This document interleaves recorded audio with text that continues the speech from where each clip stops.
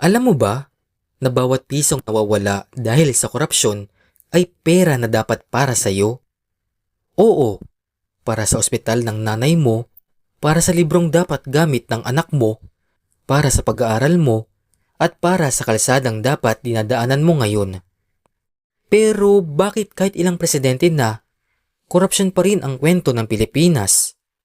Kung iniisip mo na korupsyon ay tungkol lang sa bilyong-bilyong nawawala sa gobyerno, nagkakamali ka.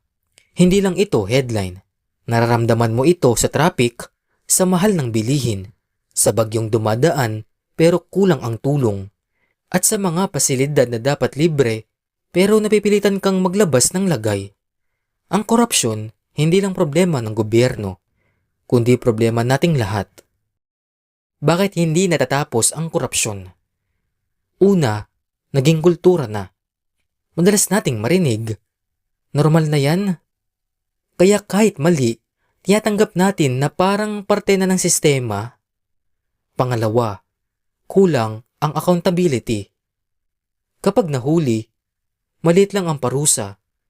Imbis na matakot, inuulit lang. At pangatlo, may demand at supply. Kung may nagbibigay, may tatanggap. At kung may tatanggap, babalik at babalik na naman. Pero ang masakit dito, hindi lang pera ang ninanakaw. Ninakaw na rin ang buhay ng mga pasyenteng hindi naisalba dahil walang gamot sa ospital. Ninakaw ang kinabukasan ng mga batang nag-aaral sa sirang silid-aralan. At ninanakaw ang pag-asa ng mga Pilipino na piniling umalis na lang ng bansa dahil akala nila wala nang solusyon.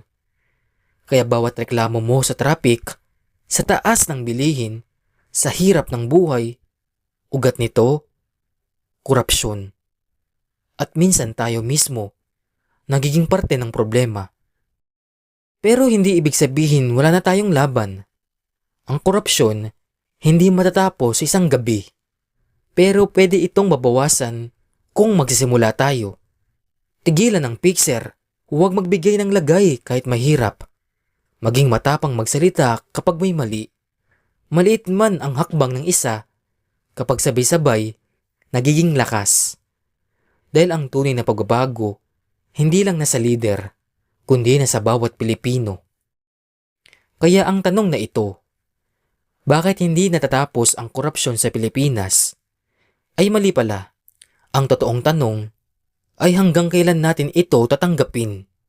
At baka ang pinakamalaking suntok sa kwento ng korupsyon ay kapag dumating ang araw na ang Pilipinas mismo ang magsabi, kailan na matatapos ang korupsyon sa Pinas? Papunta sa, kailan natapos ang korupsyon sa Pinas? Kung bibigyan ka ng kapangyarihan na tanggalin ng isang uri ng korupsyon sa Pilipinas, alin ang unahin mo? Sa gobyerno? Sa edukasyon? Sa healthcare? O sa kalsada? At bakit?